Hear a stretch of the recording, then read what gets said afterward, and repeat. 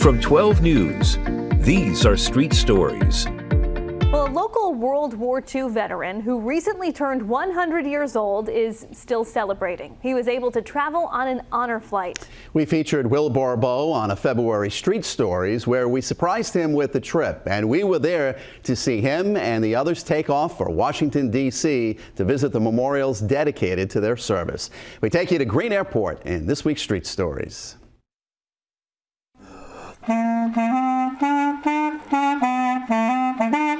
We first introduced you to Navy veteran Will Barbeau in February. Thank you for serving our country and keeping us free. Would your father like to go on an honor flight? Wow. I think he would. The Street Stories his family never expected. Mr. Barbeau, how are you? Nice to meet you, George Farrell. We have a flight scheduled for March 30th, and we'd be happy if you'd let us take you on your honor flight. Wow. Sounds like fun. It is a lot of fun. Chief Farrell made Mr. Barbeau an offer he couldn't refuse. Here we are at the airport. Let's go inside. There he is. Anchors away. Ready to board his honor flight to D.C. The clarinet-playing veteran joining 31 others on an experience of a lifetime. Save some air, Daddy, save some air. The itinerary Cradles his clarinet like a baby. being showered with love And I wondered, did you ever cradle us like that? before heading to see the memorials dedicated to their service. Quilts created for the two oldest, Mr. Barbeau and Army veteran Rosario Tentaco. Oh, they're beautiful. And this is just the beginning. You're in good hands. Off we go. The parade of soldiers making their way through a sea of strangers. The vibe could give you goosebumps. Bagpipers leading the charge. They always move me. They are amazing, and they get me right in the heart. To me, it just means what a great country we have and all these wonderful people, men and women who served, put their lives on the line for so many. We're so grateful that folks like my dad and all these other veterans came home. He played with the bagpipers, and he was drowned out by the bagpipers. I kept biting my tongue so I wouldn't cry. I'm so moved. Your dad played with them, not bad. He played with them, and I don't know anyone else who's ever done that, and he'll remember that. It just makes me feel wonderful, knowing you're an American and what it took from him to give us the ability to do what we're doing today. Just a tremendous guy. He's a musician, too. You having a good time, Mr. Barbeau? I'm having a wonderful time. Call me Will. I can't call you that. I'm going to call you Mr. Barbeau. The flight to D.C., visiting the memorials, and even catching up with an old fishing buddy. For this Navy veteran, it was a day to make memories and sweet music. By the way, that old fishing buddy is Tom Hetherington. They didn't know they were on the same trip. Mr. Barbeau taught him how to fish years ago. Memories still being made at age 100. Just incredible, and that you were able to connect him with George and get him on that flight. Great stuff. That's great. That was General Centracchio, obviously, on the trip, and Veterans Affairs Director Kasim Yarn. By the way, if you want to see the original story of Mr. Barbeau or all the other honor flight stories we've done, or more information on the organization, just go to WPRI.com. Basketball coaches and referees are often oil and water, but on this court, a couple of them are a perfect match. Central High coach Mike Reed. Switch everything! And veteran referee David O'Connor. Keep the hands off, right? Have crossed paths in Rhode Island's basketball universe. Switch! Good job! For decades. Attaboy! We definitely don't agree on a lot about basketball. I'm not going to lie. Represent this great game of basketball well. But this was the first time ever O'Connor wore the stripes. That's it, keep it going. With Reed as a head coach. We make our own noise. There won't be any difficulty reffing the game. Hey, if you're going to give him two, it's going to be a long night. I will ride him for every bad call he makes tonight. Count that basket. In fact, sometimes coaches are doing it just to work the ref. He didn't see it. To get a call. It was more than a decade ago when Reed was battling renal cancer and needed a kidney transplant. O'Connor is good friends with Reed's brother and decided to volunteer to be tested. I appreciated the offer. I had a strong premonition. I was looking at which one of my brother or sister were going to give me a kidney. I kind of laughed and I said, you watch. It'll be a perfect match. Like skin, blood, his temperament. It seemed like a whole year worth of tests. Psychologically, which we like to check those tests. I thought I was going to be giving him a kidney. Did you ever get nervous about that? No. I did not. He was a perfect match. It was spooky. But there were still 3+ years to go as Reed waited to be cleared of the cancer. So we gave him 39 months to waffle or change his mind, but he never did. Shot clock's good. This game didn't offer any technical fueled tirades. Match up, get over screens, and talk to each other. And when the buzzer sounded, the two were on the same side, both hoping their match will motivate others to step up for a friend or a stranger. It's the single greatest thing you can do to somebody. You can live perfectly fine and normal with one. God gave us two. I was out of the hospital less than 48 hours, and I was back refereeing in less than 5 weeks. White, nice try. For all of those 6 referees that ejected me in my college games and the one guy I pushed, I'm sorry. Let's hope that this kind of makes us even. But that just tells you what kind of special guy he is, that he would give of himself to give somebody a chance at a second shot at life. And they told us about another part of their Rhode Island basketball family also in need of a match. More on that on WPRI.com. A lot of 4-year-olds are still learning how to read. When Garnett figured that out, he took up something else.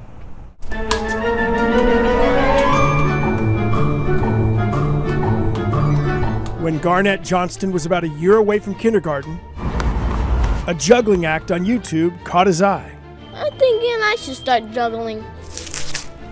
How long did it take before you could actually juggle 2 balls? I would say like a good hour. That was hundreds of hours and dozens of balls ago. The only time I started asking questions is when he started losing balls. I have to buy balls all the time. How often will he juggle during a given day? All day long, from the time he wakes up to the time he goes to bed. On the front porch, behind a tree, on his knees, and back up on 2 feet. But juggling on 1 foot under a knee is also an option. Garnett has a spin move too. And yes, that's a 2nd grader juggling on a skateboard while riding down a Carpenter Street sidewalk. Ready for this? Even blindfolded. How many fingers am I holding up? 2. Oh, see? I won't tell anybody. Or relatively blindfolded. And I wasn't sure if juggling was a thing or a sport. You know, he's the only kid that I've ever seen walking around with balls all day juggling. What do you like about juggling? I'm still going, Garnett. Oh, take 2. What do you like about juggling? It's really cool, I guess. You get to see how many balls you can juggle up in the air, and I'm still trying to go for 5. Garnett admits juggling passes the time between distance learning assignments. Good. Although he can also add his passion to his favorite subject. 10 times 10. 100. 5 times 10. 50. 3 times 5. 15. His hard work and dedication helps him in other areas, of his life. It keeps him focused. What's the secret to juggling? Always keep your eye on the balls. His goal is 15 balls at once. We will let you know when that happens. More of Street Stories coming up on WPRI 12+. Now, more Street Stories on WPRI 12+. When this gas station opened on Mount Pleasant Avenue, fuel was 19 cents a gallon, air was always free, and the Edsel was a car of the future. It is 4:30 in the morning. Before the roosters crow, before daylight, Kenny Duva has his first customer. Hey, Wayne, how are you? One of about 200 tanks he fills up in an average day. One day. Out of 7 decades. $18. For a business in a world where full-service gas stations... And you want to fill regular? ...have all but disappeared. What's the secret? I don't know, I guess being nice to your customers. All set, thank you. When I'm here, it's like, I'm home. This month completes 70 years for Duvas. All right, thank you. Where black and white photos take you back when Kenny's father opened up shop for the first time. Thank you. Kenny started here only 50 years ago when he was just learning to drive at 15. Is it hard to believe that you've watched gas prices go from 19 cents to I know.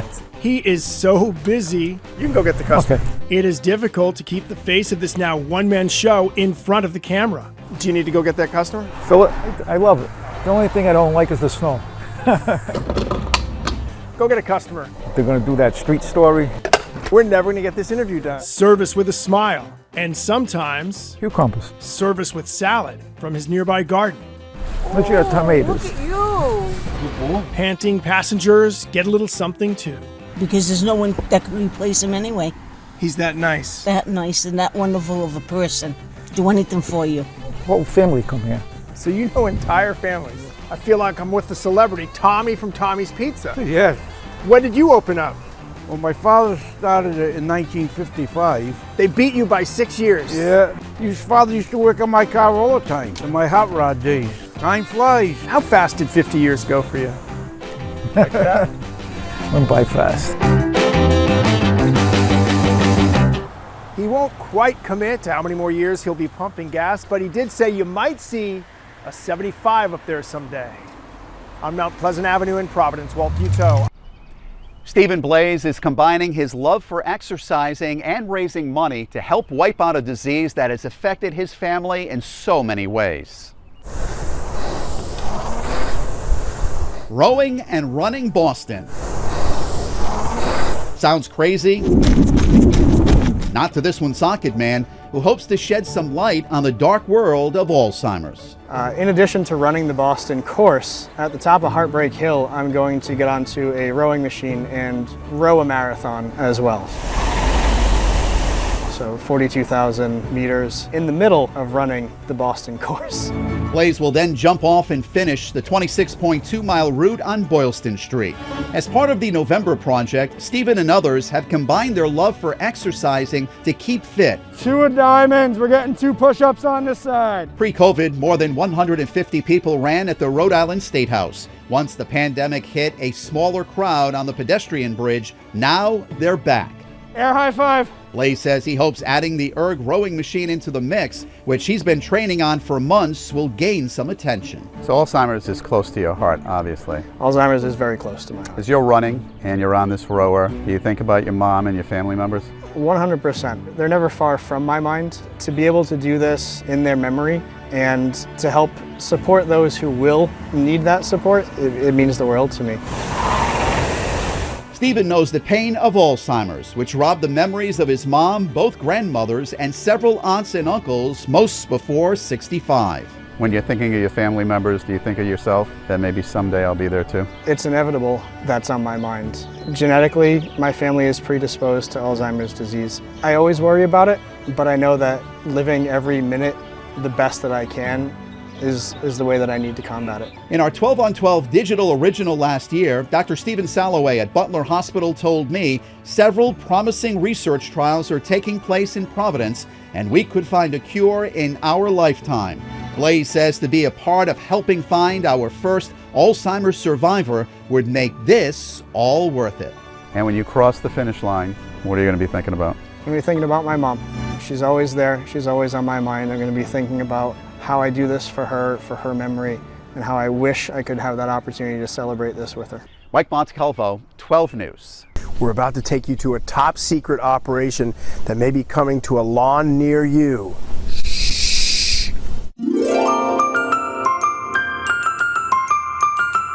It's not easy to avoid detection. Is this 57?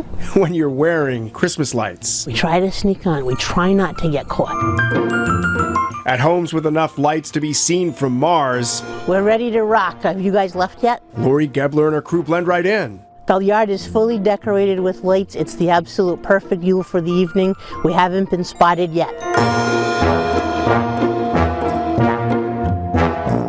So it's on to another spot, and very fitting that our night vision turns Gebler and company a Christmas hue. I definitely have confirmed movement in an upstairs bedroom. Ready, elves? Then screwing the tree and ornament displays together raises a sniff of suspicion. Oh, that's a real dog. Luckily, the little doggy in the upstairs window did not give them away. The building, the sneaking, and the yuling as it's called, sprung from pink flamingos in the summer. That's right, flamingos flocked by Girl Scouts in Frank Picozzi's front yard. And the wheels started turning. You go from pink flamingo to Christmas tree. Yep. That's just the way you're wired. You know Frank, the Warwick elf with a gazillion lights on his home for the past decade of Christmas seasons. I just saw it and I said, that's a great idea. Who are you talking to? Myself. The little elves that live in my head. We had glitter in the house for weeks. It was all his bright idea. All right, Ty, hit it. He took another bright idea on the road last year with his grandson Tyler to brighten the already glowing spirit of goodnight lights for the kids at Hasbro facing the fight of their little lives. He told General Gebler about converting Girl Scout flocking to Christmas time yuling, and it just got brighter from there. In case you're wondering, they did yule the wrong house at least once so far. And all of a sudden there were Christmas trees and ornaments all over their lawns as they're lighting the menorah. But it is all smiles when it comes to Hanukkah or Christmas shenanigans. Altogether, 30 volunteers will yule 300 houses by Christmas, hoping to raise money for the Tomorrow Fund, which helps family through the ordeal of battling childhood cancer. We just want to do good in the world. They ask for $10 donations, but they tell us they're getting more from most people they yule, who also have the option of having someone else yuled. More of Street Stories coming up on WPRI 12+.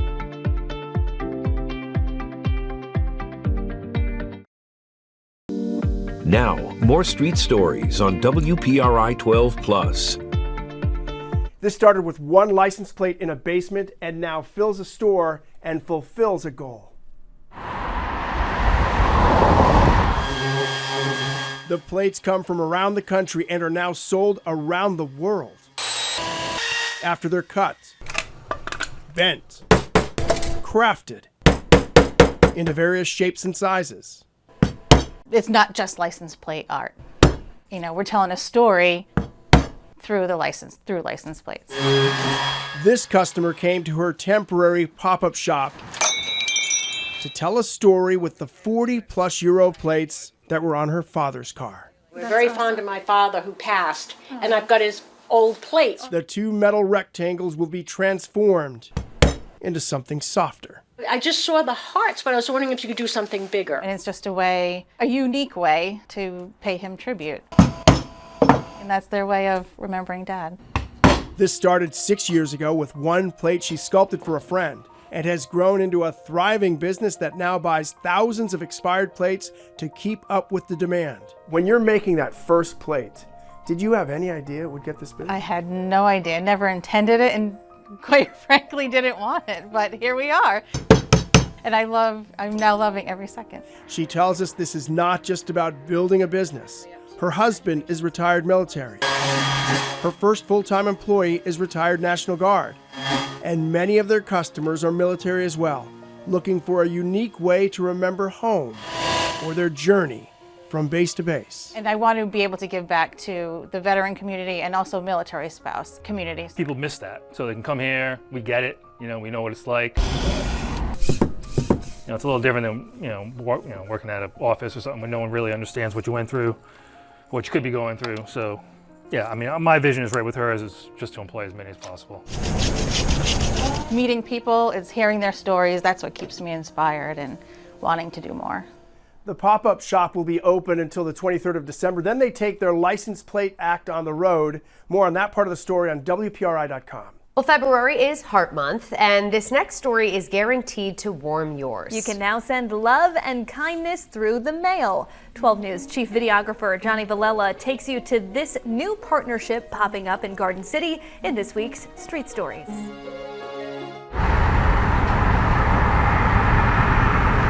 Hi, I'm Faith Lockhart, and I am the marketing manager for Garden City Center. This is going to be up for the entire month of February.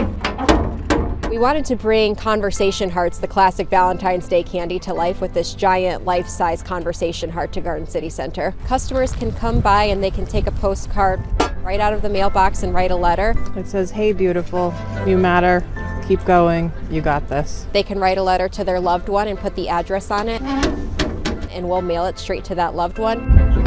or they can leave the address blank and we'll mail it to a community member who can use some kind words. You are a guiding light to all that know you. Something that we've noticed is that we can't do our big events that we normally do in the summer here, but we still want to activate and engage with our community even when it's cold out and there's snow on the ground. So it's really nice to be able to interact with our community in this way, even when we can't do our big outdoor events. We've been doing this activation for quite a few years now, and it's been probably one of the community's favorite things that we do. I want to thank you for being one of my first customers 20 years later. They love just being able to spread warmth and love this time of year. And I want you to know I appreciate you. And we've received thousands of letters in the past few years. So Bank Newport, like us, loves to engage with the community in so many different ways. And so when they came to us looking for ideas for how we can work together, this seemed like a natural opportunity for us to interact with the Cranston and Rhode Island community. Thinking of you with much love. Have a great day. A lot of good feedback, actually. We work in conjunction with the Garden City Center.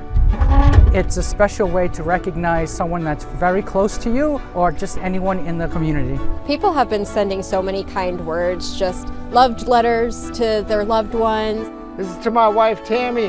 I love you. I've seen people sending things to their grandma who lives in Florida, to their neighbor who lives right next door. We've seen so many kind notes coming through here. So people have just been so excited to spread the love through this. This isn't just up for Valentine's Day. You can come check out Heartwarming all through the month of February. We'll definitely continue to do this activation as the years go on. This has been a fan favorite for many years, and I'm sure many more to come.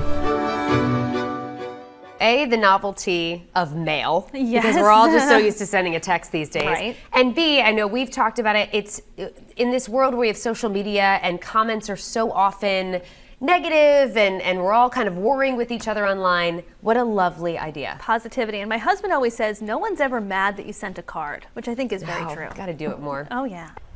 If you blink, you might miss John M. Raposa Jr. Way, but now you'll know the story behind the street. Officer Ned Campbell is a 17-year veteran whose time off patrol from the tough streets of Providence includes a gentler side.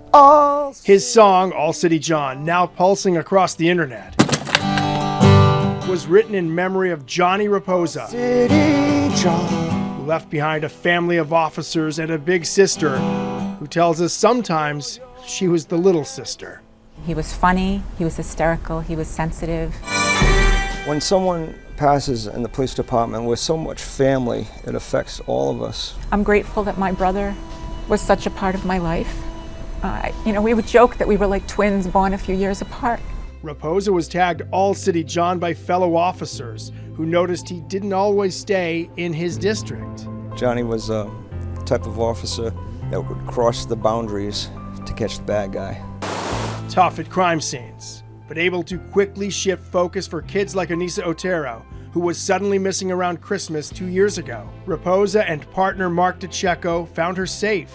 And bringing her back, that's when they learned that she was autistic. But an iPad that her mom says opened up the world for this 8-year-old was gone, until DeCecco and Raposa found a way to replace it and bring back little Anissa's smile. Overwhelmed, to say the least. The city lost Raposa on a sad summer day in a Jamestown accident, where all that was left behind was a skid mark and a short note in a cop's cap. His sister aimed her grief at a fundraiser to collect donations for the Autism Project of Rhode Island, remembering her brother's special connection to Anissa. You wore your bag. Campbell is donating proceeds from his song to the same charity. With that street sign in place, they're among many who hope it'll be impossible to forget All City John and what he stood for, even if you never met him. He just went through his life treating people like he liked to be treated too. All City. And he would do anything to help anybody. And just like Officer Raposa did not always stay in his district, they hope his story will go beyond New England to help as many as possible. On John M. Raposa Jr. Way, Walt Buteau. Thanks for watching Street Stories on WPRI 12+. Catch a new inspiring story every Friday on 12 News at 6 on WPRI 12 and WPRI.com.